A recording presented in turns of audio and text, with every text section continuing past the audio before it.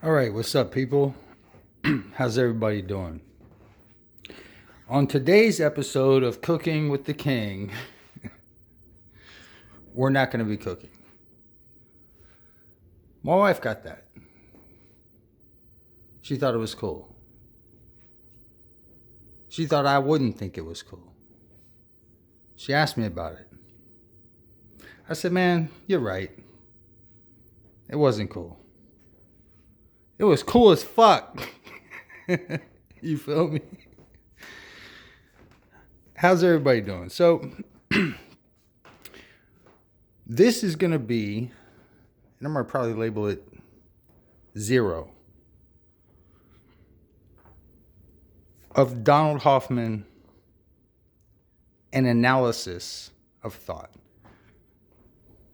Call that the playlist. Donald Hoffman, an analysis of thought. Once you understand his philosophy, you'll understand the double entendre there. However, before we can even remotely get into Hoffman, we have to understand what most philosophers understand. Use the same word twice in a sentence, you already done fucked up. Is that there is in philosophy a fundamental dichotomy of schools of thought. On the one hand, you have what might be called, and this is actually where the problem stems from. Realists, and then you can slide in empiricists, but you have realists, real plus ISTS, it's hard to pronounce, versus idealists. Also, ideal with an ISTS. Dry mouth makes certain words hard to fucking pronounce. So anywho, the difference between these two schools of thought is that they both recognize that there is a fundamental dichotomy or duality with regard to the phenomena of perception, which is basically what modern day philosophers would call qualia, which is basically just the suchness of your experience, the fact that it is this experience and it has this experiential flavor to it. Why is sweet sweet? Why is red red? Why is blue blue? Etc. So these are the problems, and there are two ways of viewing this. We can either say that what we might call the external world, meaning the world of objects all around us, is primary, and that we, meaning us as conscious entities, or what are called in Buddhism sentient beings, are somehow a product of that through some natural process. And I'm sure you've heard this argued, especially in online atheist forums, right? This is how everything is accounted for. However, there is an equally valid, on the other side, interpretation, which says that it is in fact the conscious states of affairs, or sentient beings / Buddhas. If you read the Tantras, sentient beings and Buddhas are always paired. It's always a pair in the poetry, because they're the same thing.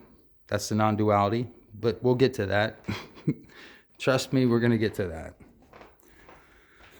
So the idea is that in this scenario, it is states of mind themselves, which are by definition uncreated.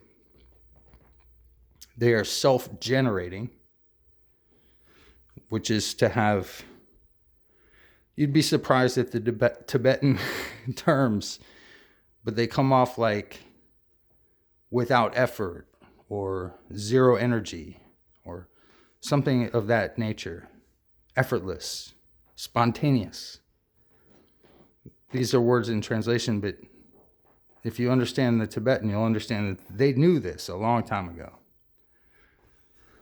So here's the fundamental conflict. Realism versus idealism.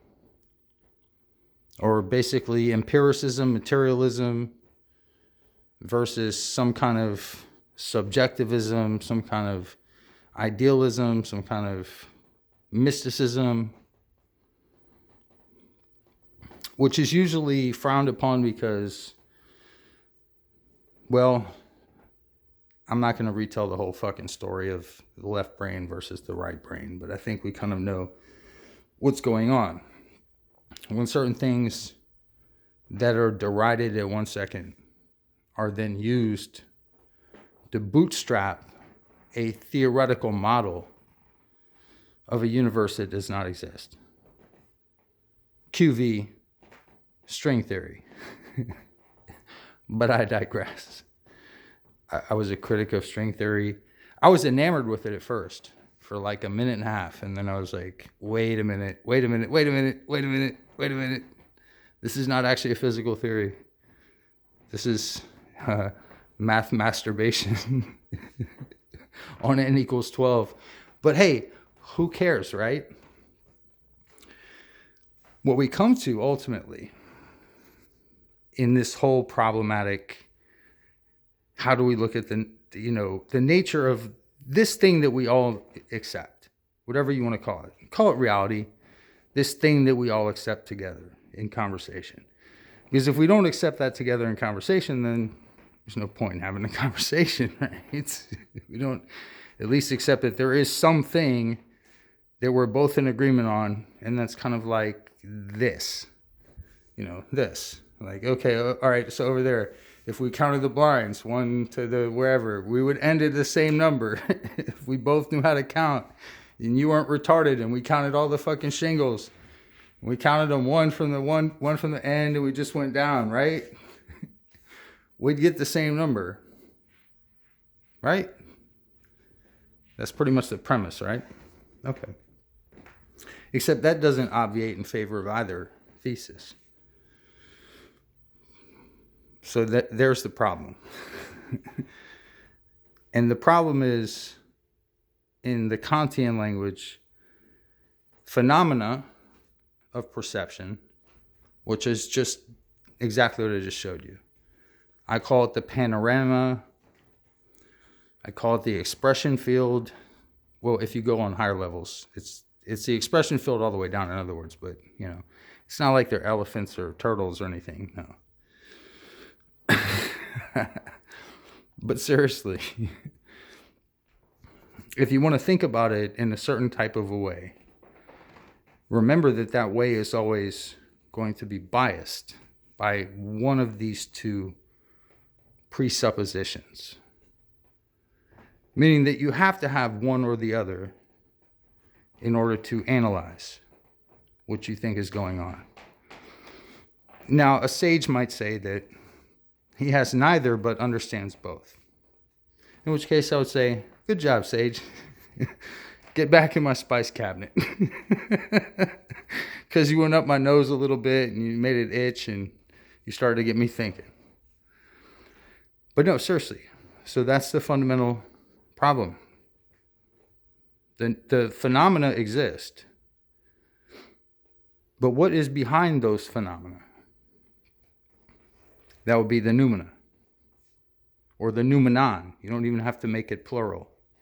It can be one simple thing. And if you want to take Occam's razor to a weird conclusion, you could probably do that.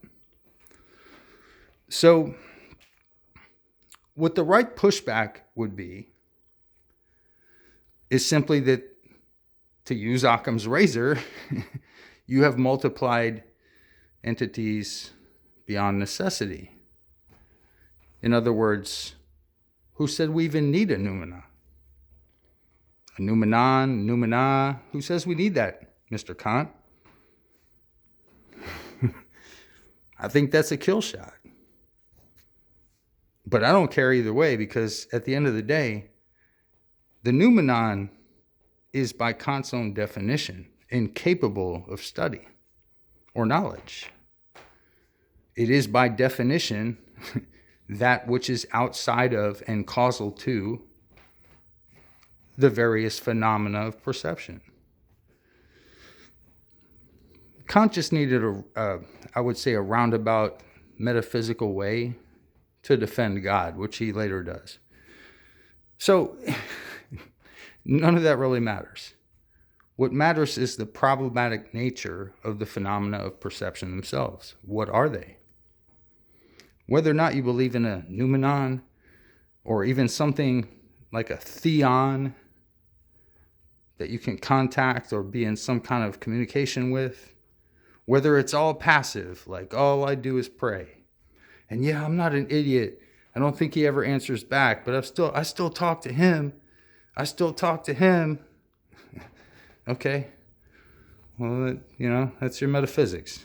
Have fun with that. See how that works out. And it might work out great. Just ask Joel Osteen. So I don't even think he prays. Even when he's praying on stage, I don't think he prays. I think that dude is a Satanist of the highest order. But see my Joel Osteen video on that one. Anywho, so what we're really ending up with, and of course, I got to make this a long video. And the reason why I have to do that is because what I need to get you guys thinking about in episode 0 is the problem that is being attempted to be addressed, which is the difference between what we think we see and what we actually, it's not even what we think we see versus what we actually see. It's what is it to see anything at all? And is there any kind of uphill analog, if that makes any fucking sense? Or is it just bald facticity? Now, see, I think that's where you can give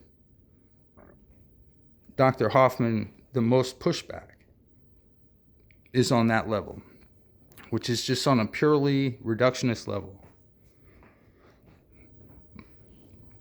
The problem is there is no such thing as a perfect monism. You can reduce any worldview ultimately to a monism, unless you were just, and you would have to do a really good job at actually defining a philosophy of this nature where you were purely pluralistic in all of your axiomatic and theoretic standpoints, like epistemological, metaphysical. If you were purely pluralistic, your system would just evolve into, I don't know, a history class or something like that. But anywho, I'm going to let this one go at about 14 minutes. But that's the one thing you need to be thinking about. What is the difference between what you see, hear, taste, touch, smell, etc., and what there might actually be going on, if anything? That's the question.